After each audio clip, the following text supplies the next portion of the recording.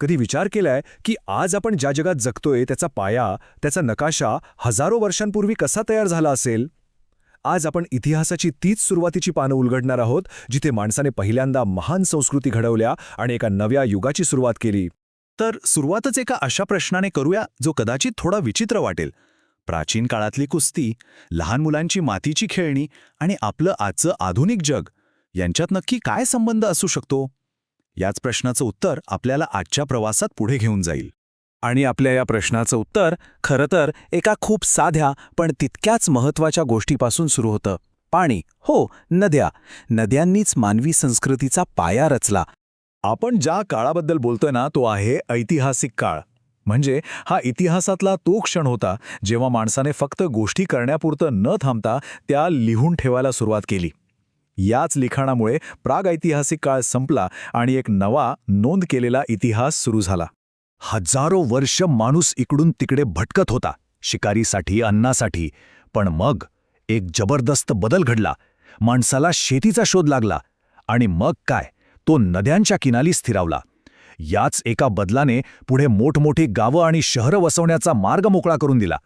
आणि मग बघा, साधारण 5000 वर्षांपूर्वी जणू काही एकाच वेळी जगाच्या 4 वेगवेगळ्या कोपऱ्यांमध्ये मोठ्या नद्यांच्या किनारी महान संस्कृती जन्माला आल्या.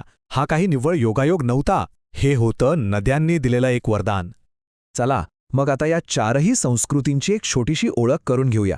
विशेष म्हणजे या सगळ्या एकाच काळात वाढत होत्या, पण प्रत्येकाची ओळख, प्रत्येकाची खासियत एकदम वेगळी होती. या आहेत त्या 4 महान संस्कृती. मेसोपोटेमिया, जी टायग्रिस आणि युफ्रेटिस नद्यांच्या मधल्या सुपीक जमिनीवर बहरली. मग आहे इजिप्त, जिला नाईल नदीची देणगीच म्हटलं जातं.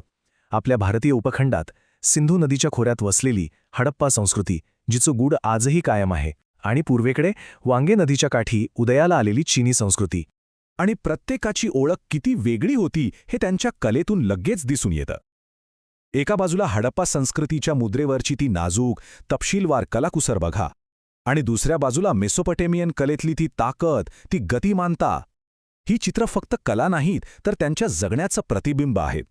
या संस्कृतींनी आपल्याला अनेक गोष्टी दिल्या, पण त्यापैकी एक सगळ्यात मोठी देणगी म्हणजे शहरं.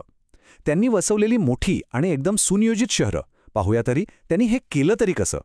जेव्हा शहर नियोजनाचा विषय येतो तेव्हा प्राचीन भारतातील हडप्पा संस्कृतीचं नाव सगळ्यात वर घ्यावं लागतं. त्यांना खरं तर प्राचीन जगाचे मास्टर बिल्डर्स किंवा मुख्य शिल्पकार म्हणायला हरकत नाही. हडप्पा संस्कृतीची शहरं इतकी आधुनिक होती की ऐकून आश्चर्य वाटेल. विचार करा, एकदम सरळ रेषेत आखलेले रस्ते, एकाच मापाच्या भाजलेल्या विटा वापरून बांधलेली घरं, सांडपाणी वाहून देण्यासाठी झाकलेली गटारं आणि हो, अनेक घरांमध्ये स्वतःची स्नानगृह होती. हे सगळं आजपासून तब्बल 5000 वर्षांपूर्वी. अविश्वसनीय आहे हे. पण हे लोक फक्त उत्तम इंजिनियर नव्हते, ते तितकेच उत्तम कलाकारही होते.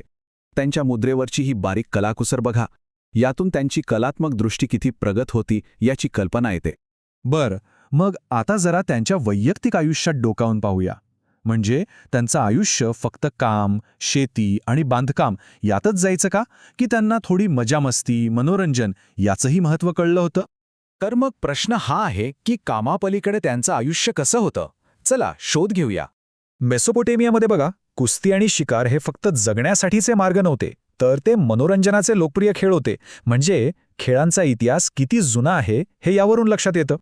आणि हे बघा, हा आहे एक प्राचीन बोर्ड गेम. मेसोपोटेमियाच्या ऊर नावाच्या शहरात सापडलाय. याचा सरळ सरळ अर्थ काय होतो, तर आज आपण जशी गेम नाईट करतो तशी मजा हजारो वर्षांपूर्वीचे लोकही घ्यायचे. आता हडप्पा संस्कृतीत सापडलेली ही लहान मुलांची खेळणी बघा. मातीच्या छोट्या बैलगाड्या, प्राण्यांचे आकार. यातून एक गोष्ट अगदी स्पष्ट होते. काळ कोणताही असो, जागा कोणतीही असो, मुलांचं बालपण आणि त्यांची खेळण्याची आवड कधीच बदलत नाही. खेळ आणि गंमत जम्मत तर होतीच, पण संगीतालाही खूप महत्त्व होतं. हे जे वाद्य दिसतंय त्याचं नाव आहे बालागाग. हे मेसोपोटेमियामधलं एक तंतुवाद्य आहे. यावरून त्यांच्या संगीतातल्या प्रगतीचा आपल्याला अंदाज येतो. तर मग या सगळ्या गोष्टी आपण पाहिल्या, शहरं, कला, खेळ. पण याचा आजच्या काळात काय अर्थ आहे? या प्राचीन संस्कृतींनी आपल्याला असा कोणता वारसा दिलाय जो आजही आपल्यासोबत आहे? थोडक्यात सांगायचं झालं तर या संस्कृतींनी एक प्रकारचा आराखडाच तयार करून दिला.